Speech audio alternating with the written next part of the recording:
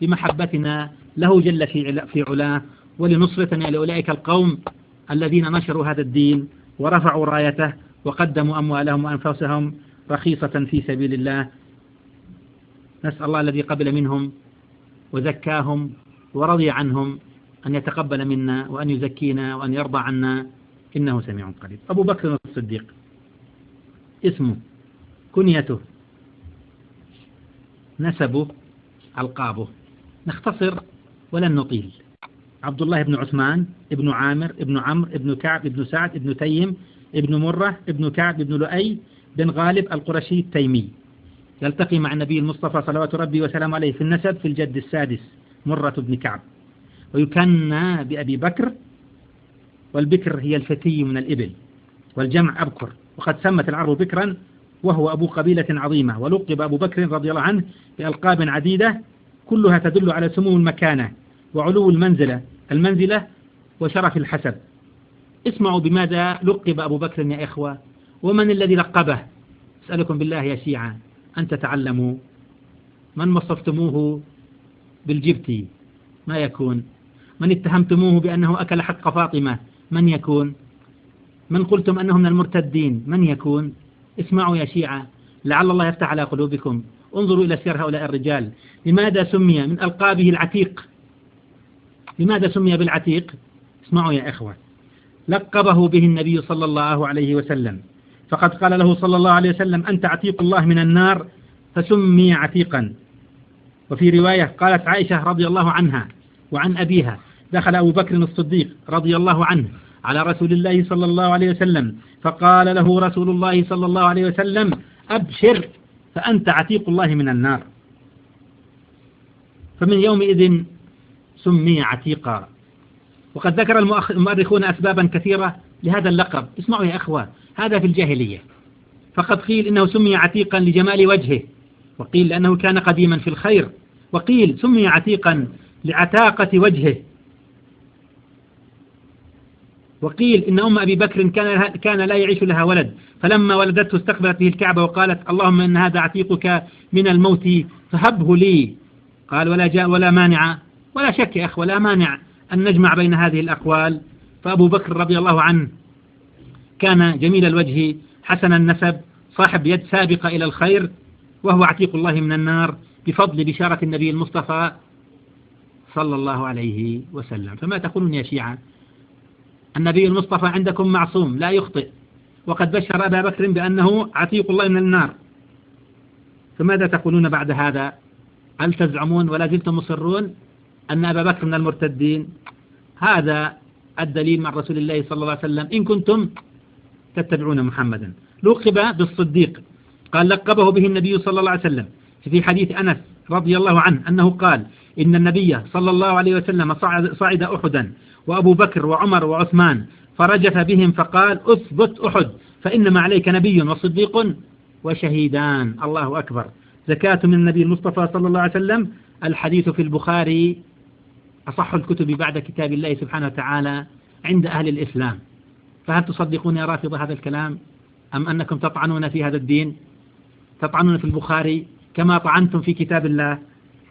النبي يسميه بالصديق. ما السبب يا إخوة؟ وقد لقب بالصديق لكثرة تصديقه للنبي صلى الله عليه وسلم.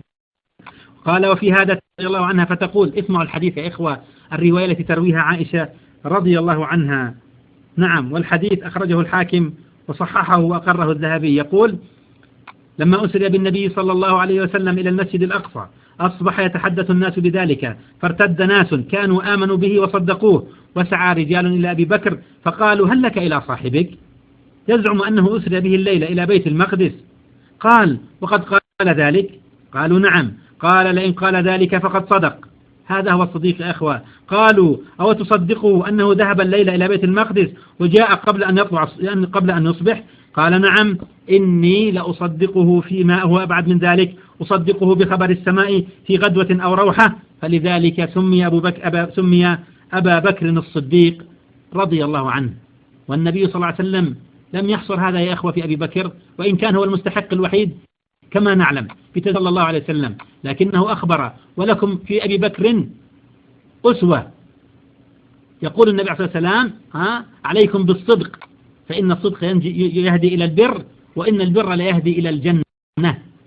ولا يزال الرجل يصدق ويتحرى الصدق حتى يكتب عنده صديقا، فتحرى الصدق عسى الله أن وإياكم من الصديقين. ثم حذر في الحديث وإياكم والكذب واتقوا يا من تسعى شعب منكم التقية والكذب، وإياكم والكذب يقول النبي المصطفى صلى الله عليه وسلم فإن الكذب يهدي إلى الفجور وإن الفجور يهدي إلى النار، ولا يزال الرجل يكذب ويتحرى الكذب حتى يكتب عند الله كذابا. فماذا تختار يا عبد الله؟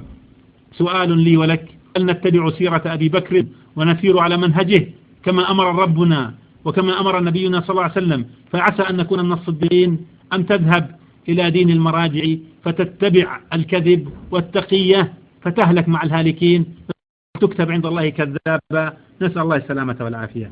أجمعت الأمة على تسميته بصديق لأنه بادر إلى تصديق الرسول صلى الله عليه وسلم ولا لازمه الصدق فلم تقع، فقد اتصف بهذا اللقب. ومدحه الشعراء فقالوا ماذا قال الشعراء في بكر؟ وسمي صديقا كل مهاجر واك يسمى باسمه غير منكر، هو سمي بالصديق والآخرون يسمون بأسمائهم. سبق الإسلام وولد كنت جليسا في العريش بري. ماذا تريدون؟ لعله يشير بهذا إلى قصة نعم. قال الآخر ولكني أحب بكل قلب وأعلم أن ذاك من صوابي رسول الله والصديق حبا به أرجو غدا حسن الثواب. الله أكبر. ما هذا البيت يا شيخ؟ نعيد اسمعوا يا إخوة. ولكني أحب بكل قلبي وأعلم أن ذاك من صوابي بحبه للنبي وحبه لأبي بكر يرجو حسن ثواب الله سبحانه وتعالى. لقب ثالث ليس الآن على لسان لكن على لسان خالق الأرض والسماء سبحانه جل في علاه. اصطفى لمحمد أصحابا على رأسهم أبو بكر رضي الله عنه يقول ألقى به أصاحب. فماذا تقولون يا شيعة؟ وماذا يقول ربكم في محكم التنزيل؟ الكتاب الذي لا يأتيه الباطل من بين يديه ولا من خلفه تنزيل من حكيم حميد ليس كما يقول الشيعة دخله التحريف وأصابه النص. كلا والله كذبتم يا أيها الرافضة يقولون في كتاب الله وتقولون أنه محرف وأنه ناقص. ربنا قال إنا نحن نزلنا الذكر وإنا له لحافظون، وهذا هو ربنا جل في علاه في محكم التنزيل يثني على أبي بكر يقول جل في علاه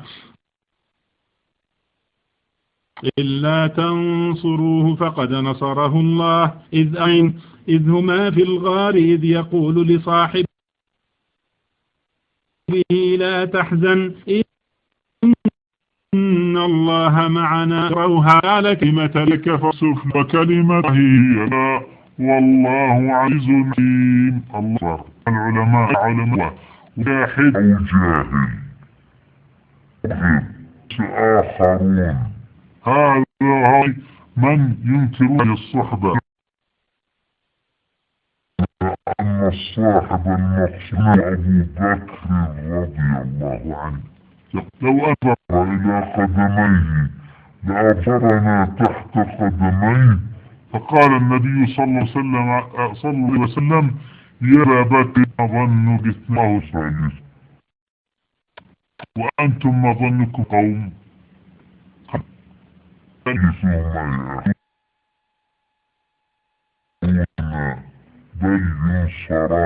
بل ينصران والله لا يخذل من نصبه يخذل من نصره والمخذل من اتبع مراجع الشيعة الذين أنكروا أو ينكرون أو لعلهم ينكر الصاحب لم يكن أبا بكر كان آخر.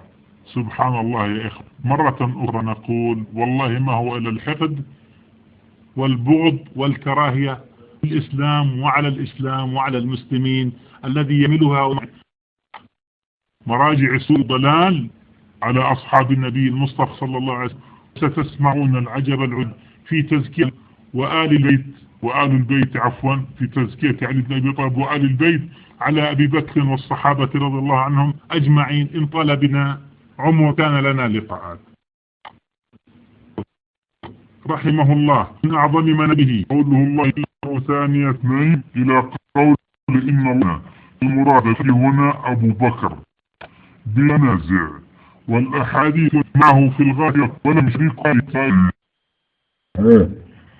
لا يستطيع الإنسان أن يقول هناك من شارك النبي المصطفى عليه الصلاة والسلام غار إلى أبي بكر.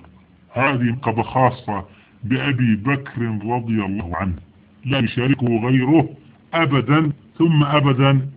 الحمد لله أبا بكر